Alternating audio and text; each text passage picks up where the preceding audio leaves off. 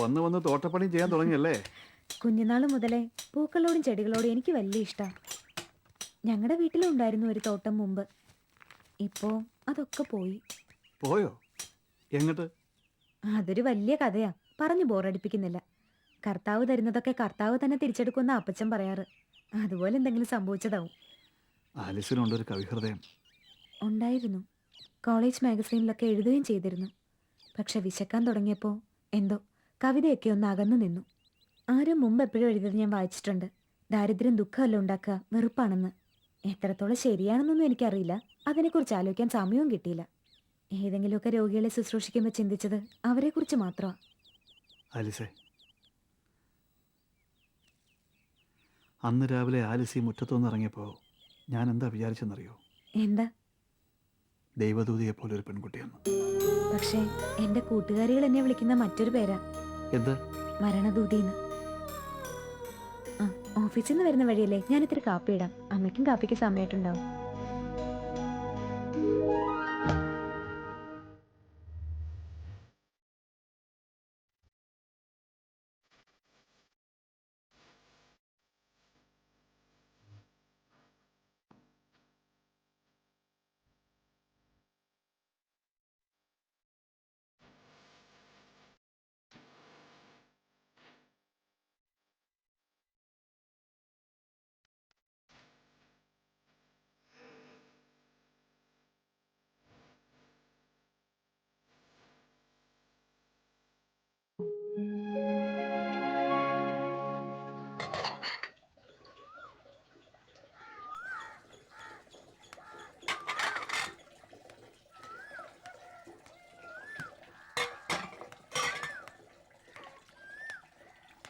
ആലിസേ, എന്തായി ചെയ്യണേ?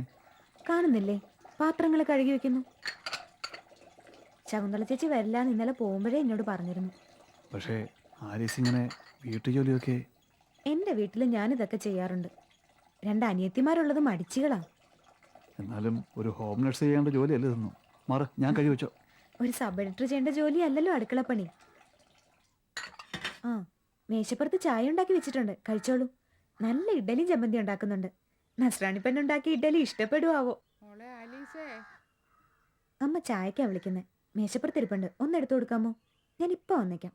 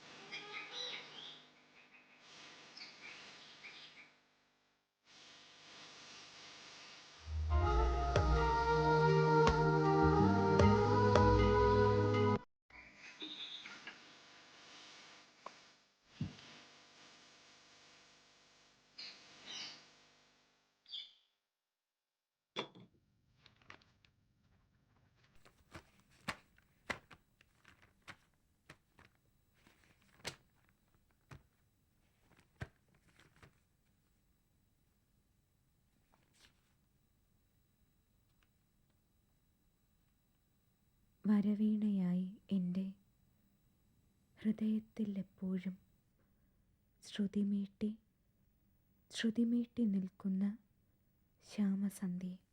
വരവീണയായി എൻ്റെ ഹൃദയത്തിൽ എപ്പോഴും ശ്രുതിമീട്ടി നിൽക്കുന്ന ശ്യാമസന്ധ്യേ.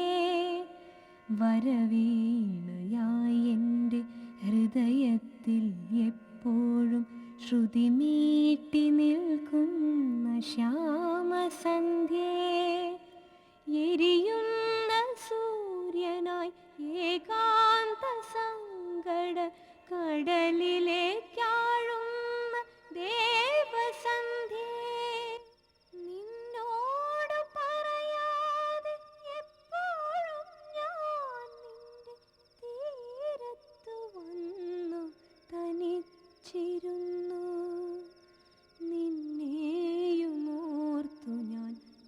മരിച്ചിരുന്നു. ചന്ദനക്കാടുപോൽ കത്തുമെന്നാത്മാവിൽ ചൈത്രനിലാവേ നീ പൂത്തിരുന്നു. ചന്ദനക്കാടുപോൽ കത്തുമെന്നാത്മാവിൽ ചൈത്രനിലാവേ നീ പൂത്തിരുന്നു. ഒരുമിച്ചു പാടിയ പാട്ടുകൾ നമ്മൾ തൻ ഓർമ്മച്ചിരാതിൽ എരിഞ്ഞിരുന്നു. ഓർമ്മച്ച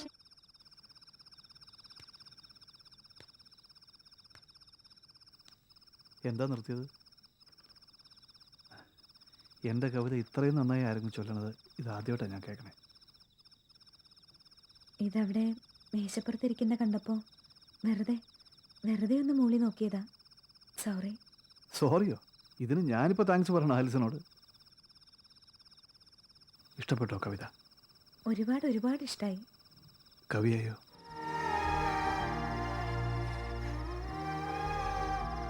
ചോദിച്ചതിന് മറുപടി പറഞ്ഞില്ല. അത് മോളെ സത്യം വന്നോ?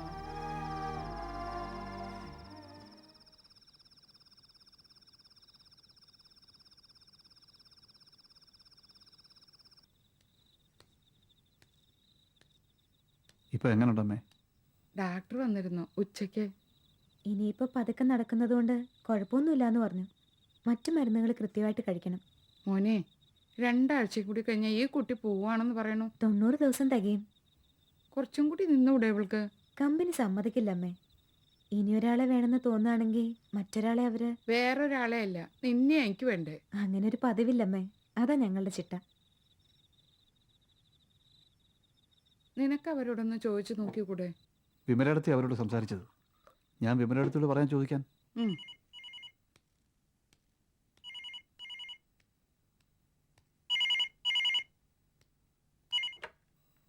ഹലോ, അതെ.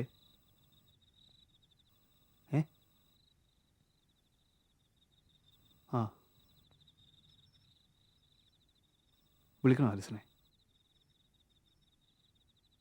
ശരി, പറയാം.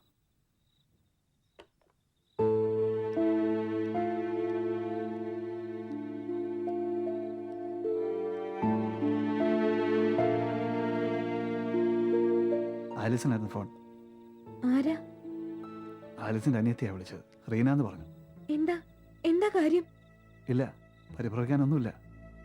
ആലിസിൻ്റെ അപ്പച്ചന് ശ്വാസം മുട്ടൽ കുറച്ചധികമായി. ഈശോയെ, എന്റെ അപ്പച്ചൻ എന്ത് പറ്റിയാവോ? ഇന്നലെ ഡോക്ടറെ കാണിച്ചു എന്ന് പറഞ്ഞു. വീട് വരെ പോകണമെങ്കിൽ ആലിസ് പോയിക്കോളൂ. 2 ആഴ്ച കൂടി കഴിയാതെ എങ്ങനെയാ? പോകാൻ പറ്റില്ലല്ലോ.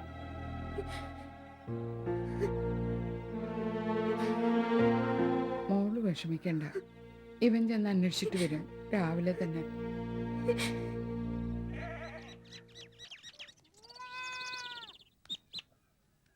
ആലിസിൻ്റെ അനിയത്തിയല്ലേ? അതെ. റീന, ഞാൻ സത്യനാഥ്. ആലിസ് എൻ്റെ വീട്ടിലാണ് നിൽക്കുന്നത്. അപ്പച്ചൻ എവിടെ? അകത്തുണ്ട്. സാറ് ആ. വരൂ.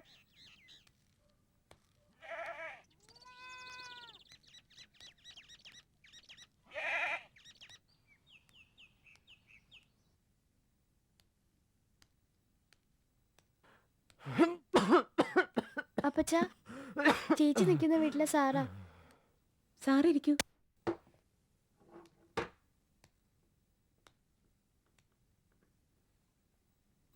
ഡോക്ടറെ കണ്ടില്ലേ? ഇന്നലെ ഇവിടെ സർക്കാർ ആശുപത്രി കൊണ്ടുപോയി കാണിച്ചു. അവിടെ മരുന്നൊന്നുമില്ല. കുറച്ച് ഗുളികയ്ക്ക് കുറിച്ച് തന്നു ഡോക്ടർ.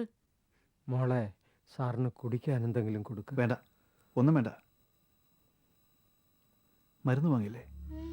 ഇല്ല, പിള്ളേരെ ഒന്ന് അന്വേഷിച്ചു. മരുന്നിനൊക്കെ വലിയ വിലയാ. അപ്പോൾ പിന്നെ തുളസി നീര് കഴിക്കാമെന്ന് വെച്ചു. അതുകൊണ്ട് തൽക്കാലം ആശ്വാസമുണ്ട്. അത് പറ്റില്ല. ഡോക്ടർ എഴുതി തന്ന ഗുളികൾ കഴിക്കണം. വേണം. 2 ആഴ്ച കഴിയുമ്പോൾ ആലീസ് വരുമല്ലോ, അപ്പോൾ വാങ്ങാം. ഇന്നലെ ഫോൺ വന്നപ്പോൾ ആലിസ് വല്ലാതെ പരിഭ്രമിച്ചു. സാർ അവളെ സമാധാനിപ്പിക്കണം. മരുന്നൊക്കെ കഴിക്കുന്നുണ്ടെന്ന് പറയണം. ദൂരെ തനിച്ച് നിൽക്കുന്ന മോളല്ലേ, അവളുടെ മനസ്സ് വിഷമിക്കരുത്. ഫോൺ ചെയ്യണ്ടെന്ന് കുട്ടികളോട് ഞാൻ പറഞ്ഞതാ. പക്ഷെ അവർ പേടിച്ചുപോയി. ആലീസ് മോളോട് യാത്ര ചോദിക്കാതെ ഞാനങ്ങ് പൊക്കളയുമോ എന്ന്. ആലീസ ഞങ്ങളെ മൂന്നുപേരെയും പട്ടിണിയില്ലാതെ നോക്കുന്നേ. പക്ഷേ ഞാനങ്ങ് പൊയ്ക്കഴിഞ്ഞാൽ പിള്ളേർക്കൊരാൺതുണ ഉണ്ടാവില്ലല്ലോ എന്നാ. കർത്താവ് എന്തെങ്കിലും വഴി കണ്ടുവച്ച് കാണും.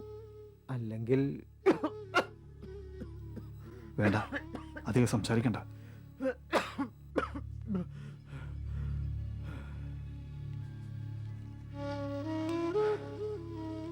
ഗുളിക വാങ്ങാൻ ആലിസ് വരുമ്പോഴേക്ക് ആക്കണ്ട, ഇന്ന് തന്നെ വാങ്ങണം. അത് സാരല്ല, ഇതിരിക്കട്ടെ.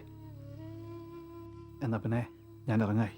സാറിനൊന്നും കുടിക്കാൻ ഒന്നും വേണ്ട, പോകാൻ ഇത്തിരി തിരക്കുണ്ട്.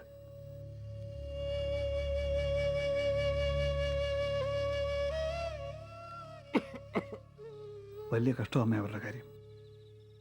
ഭഗവാന്റെ ഓരോ പരീക്ഷണങ്ങളെ ഓരോരുത്തരുടെ ഓരോ തരത്തിലാ, അത്ര തന്നെ. ഞാൻ ഇത്തിരി കിടക്കട്ടെ മോനെ. ആ,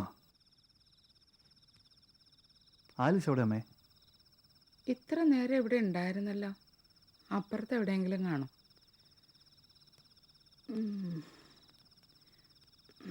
ആരായണോ?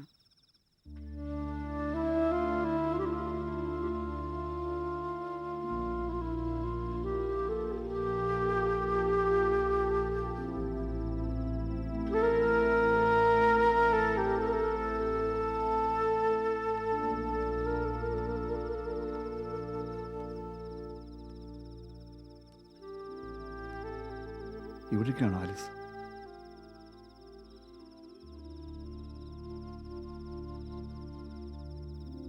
അപ്പച്ചൻ്റെ കാര്യം വിചാരിച്ചിട്ടാ വിഷമം? അല്ല, ഞാൻ ഓരോ കാര്യങ്ങൾ ഓർത്തോണ്ടിരിക്കുകയായിരുന്നു. കുട്ടിക്കാലം മുതലുള്ള കാര്യങ്ങൾ. ഞങ്ങൾക്ക് 3 പേർക്കും വേണ്ടി ഒരുപാട് കഷ്ടപ്പെട്ട ആളെ എൻ്റെ അപ്പച്ചൻ. ഒരുപാട്. എന്താ ഇത്? അപ്പച്ചനൊന്നുമില്ല, ഞാൻ ഇന്ന് കണ്ടതല്ലേ. അപ്പച്ചൻ അങ്ങനെയാ, വേദനയൊന്നും പുറത്ത് കാണിക്കത്തില്ല. എല്ലാം സഹിച്ചുകൊണ്ടിരുന്നോളൂ. സാറിനോട് ചിരിച്ച് സംസാരിച്ചപ്പോ ചിലപ്പോ ആ നെഞ്ചും കൂടെ തകരാവും. ഒന്നുമില്ല ആലിസേ, സമാധാനിട്ടിരിക്കെ. നമ്മുടെയൊക്കെ ജീവിതത്തിൽ ഇങ്ങനെയുള്ള പരീക്ഷണങ്ങൾ സാധാരണയാണ്. ദുഃഖം, സന്തോഷം, ഇതൊക്കെ എത്രയോ ക്ഷണികം. വരുന്നു പോകുന്നു. ഒന്നും മനസ്സിലേക്ക് ഏറ്റെടുക്കാതിരിക്കുക, ഒന്നിലും ഇൻവോൾവ് ആകാതിരിക്കുക. വെറും സാക്ഷികളാണ് നമ്മൾ നിശ്ചയിക്കുക. സമാധാനത്തിനുള്ള എളുപ്പവഴി അതേ ഉള്ളൂ. എളുപ്പവഴിയല്ല, ഒരേ ഒരു വഴി. സാറിന്റെ അത്രയും വിവരം എനിക്കില്ല. ഞാനൊരു സാധാരണ പെണ്ണ. സന്തോഷം വരുമ്പോ ആർത്ത് ചിരിക്കുകയും ദുഃഖം വരുമ്പോ പൊട്ടിക്കരയും ചെയ്യുന്ന നാടൻ പെണ്ണ്. പക്ഷെ എന്തൊക്കെയായാലും സഹിക്കണമല്ലോ, ഞാൻ തന്നെ സഹിക്കണമല്ലോ. ഒറ്റയ്ക്കാണെന്നും ആരുമില്ല എന്നുള്ള തോന്നൽ മാത്രം ഉണ്ടാകരുത്. ആലിസിന് ഞങ്ങളൊക്കെ ഉണ്ട്. ചെന്ന് കിടക്കൂ, സമാധാനമായിട്ട് പ്രാർത്ഥിച്ചു കിടന്നുള്ളൂ. ഉറക്കം വരും.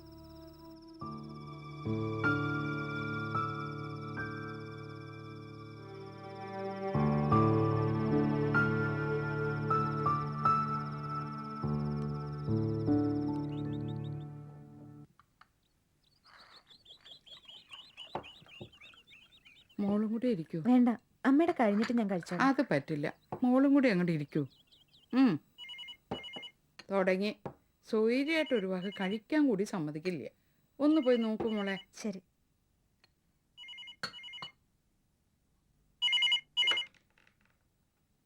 ഹലോ, ഞാനാ ആലിസേ, വിമല. എങ്ങനെയുണ്ട് അമ്മയ്ക്ക്?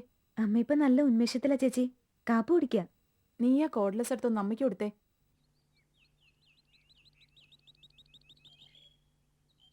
ആരാ മോളെ? വിമല ചേച്ചി അമ്മേ. ഓ, അവക്ക് ഇങ്ങോട്ട് വരാൻ തീരെ സമയമില്ല എന്ന് പറയാൻ വിളിക്കാവൂല്ലേ? ഹലോ. പിന്നെ റെഡ് ക്രോസുകാരെ ഞാൻ വിളിച്ചിരുന്നു. ആലോചിക്കട്ടെ എന്ന് പറഞ്ഞു. അവര് ചിലപ്പോ ആലീസിനെ വിളിച്ച് ചോദിക്കുമായിരിക്കും. ഓ, ആയിക്കോട്ടെ. എൻ്റെ അടുത്തൊന്നും അങ്ങനെ ഓടിപ്പോവാൻ ഇവൾക്ക് മനസ്സുണ്ടാവില്ല, അതെനിക്ക് ഉറപ്പാ. ഇല്ലേ മോളെ? ആ, സൗകര്യം പോലെ നീ ഇങ്ങോട്ട് വന്നോളൂ. ശരി, വരൂ, ഇരിക്കൂ. ദുഃഖമത്തെ സുഖമായും വരും, പിന്നെ ദുഃഖം സുഖമത്തെ സമസ്തമായും വരും. രണ്ടും അന്യോന്യം സംയുക്തമായേവന് ഉണ്ടോ ജലപങ്കമെന്ന പോലെ സഖേ. ആകയാൽ ധൈര്യേണ വിദ്വജനം ഹൃദി ശോകഹർഷങ്ങൾ കൂടാതെ വസിക്കുന്നു. ഇഷ്ടമുള്ള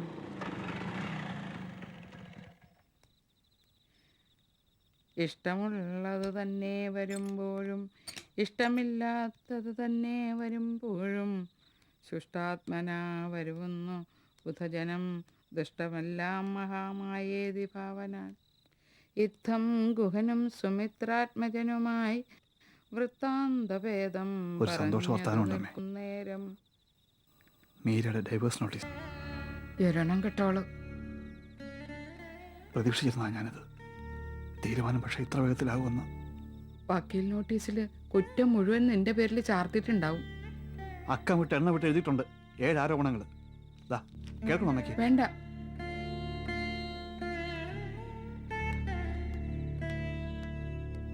ദുഃഖമത്തേ സുഖമായും വരും, പിന്നെ ദുഃഖം സുഖമത്തെ സമസ്തമായും വരും.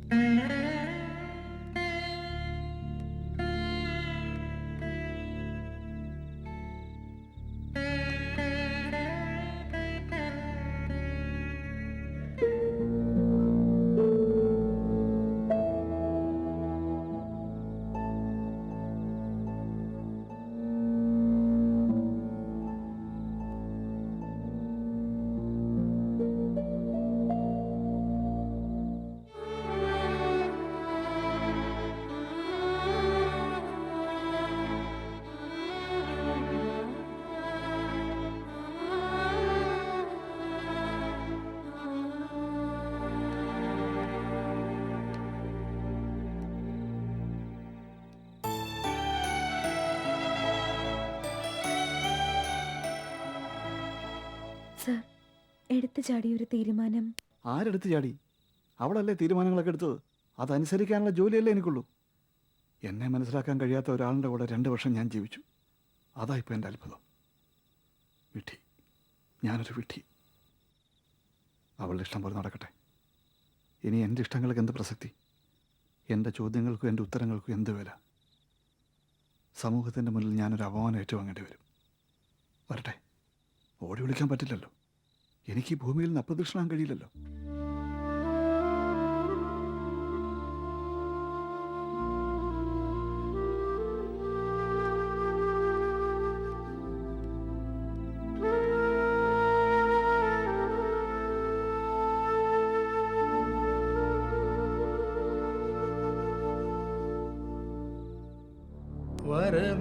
വരവീണയായെൻ്റെ ഹൃദയത്തിലെപ്പോഴും ശ്രുതി മീട്ടി നിൽക്കുന്ന ശ്യാമസന്ധ്യേ,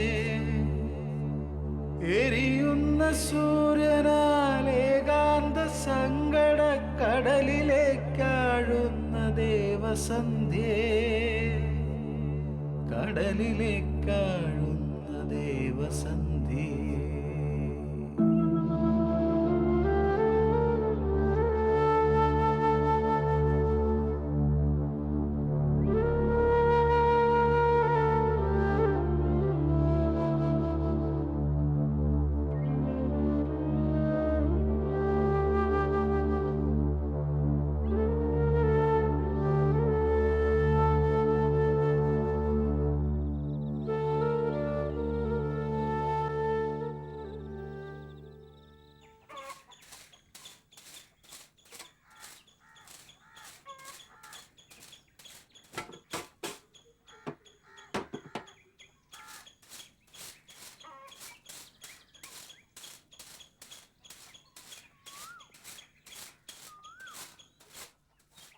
പലയിടത്തും ജോലിക്ക് നിന്നിട്ടുണ്ട്.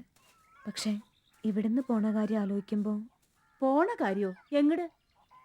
ഇവിടുത്തെ ജോലി കഴിഞ്ഞു, നാളെ പോവാ.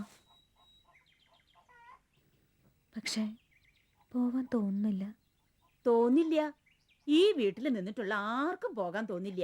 ഞാനിതാ 12 കൊല്ലായി ഇവിടെ. 12 കൊല്ലം.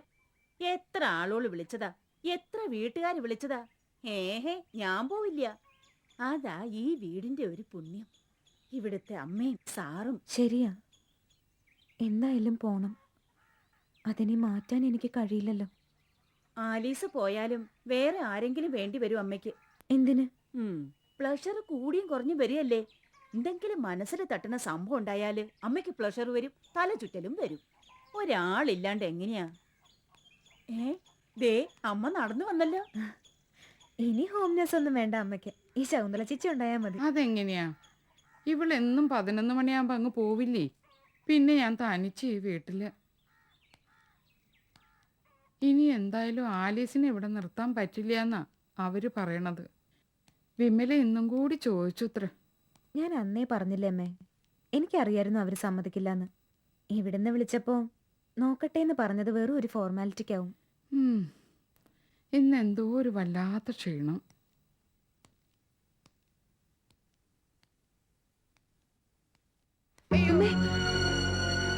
എന്താ ആലീസ്, എനിക്ക് വീണ്ടും തലചുറ്റൽ വരികയാണോ? ഇനിയും വീഴുവ ഞാൻ? ഒന്നും ഉണ്ടാവില്ല അമ്മേ. വരും, അകത്ത് എന്നിത്തിരി കിടന്നു. അയ്യോ, ഈശ്വരാ.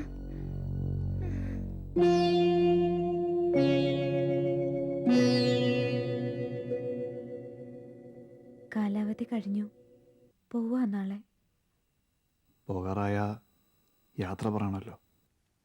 നിറഞ്ഞ സമാധാനത്തോടെയാ ഞാൻ ഇവിടുന്ന് പോകുന്നത്, നിറഞ്ഞ ആശ്വാസത്തോടെ.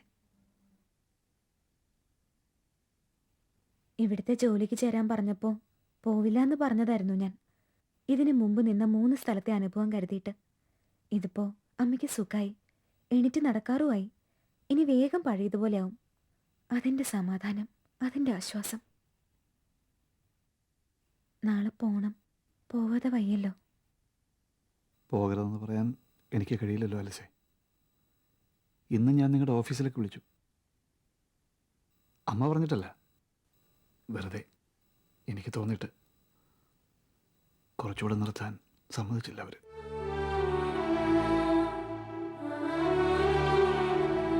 ഇപ്പോൾ കുറച്ച് നാളായി ഇവിടെ എനിക്ക് എന്നെ അറിയാവുന്ന ആരോ ഒരാളുണ്ടെന്നുള്ള തോന്നലുണ്ടായിരുന്നു. എൻ്റെ മനസ്സറിയാവുന്ന ഒരാളുടെ സാന്നിധ്യം എന്നെ ആശ്വസിപ്പിച്ചിരുന്നു. അല്ല, ആശ്വസിപ്പിച്ചിരുന്നു എന്ന് പറഞ്ഞ തെറ്റ്, ആഹ്ലാദിപ്പിച്ചിരുന്നു.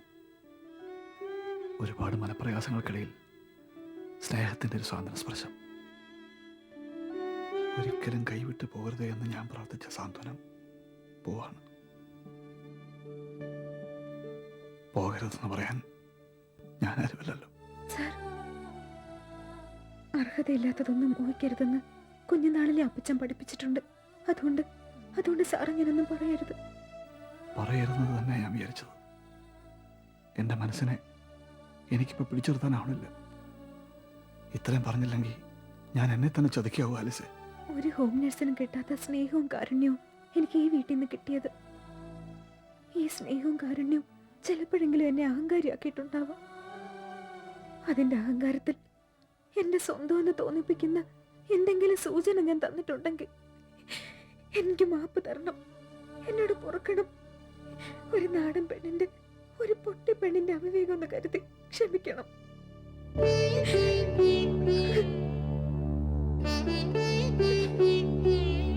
ആലിസേ, എന്തോ മോനെ സത്യ.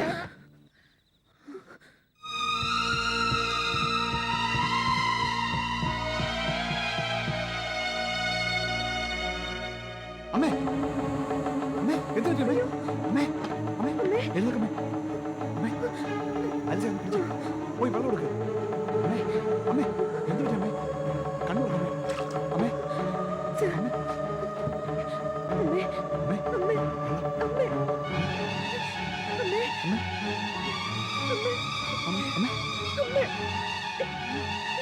അമ്മേ, അമ്മേ, അമ്മേ, അമ്മേ, അമ്മേ, അമ്മേ, അമ്മേ, എഴുന്നേറ്റമ്മേ.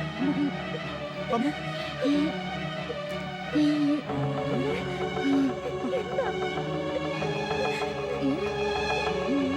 അമ്മേ, അമ്മേ, ഞാൻ സത്യമാണ്, ഞാനാണ് സത്യം. അമ്മേ, എന്നെ നോക്കമ്മേ.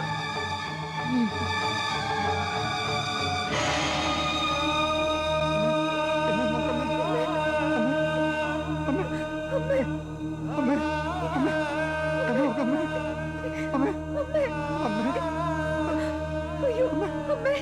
അമ്മേ, കണ്ണ് തുറക്കമ്മേ. അമ്മേ.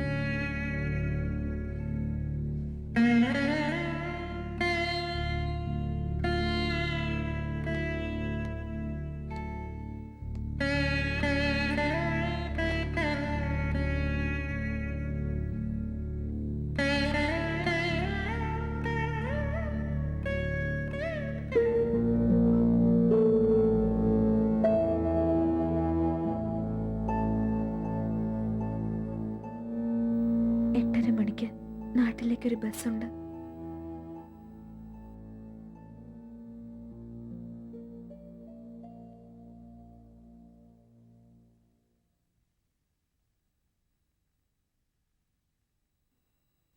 എല്ലാവരും പറയുന്നത് ശരിയാ.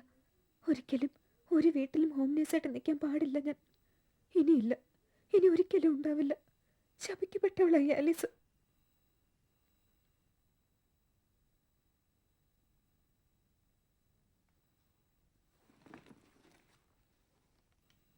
പോട്ടെ. ആലിസേ,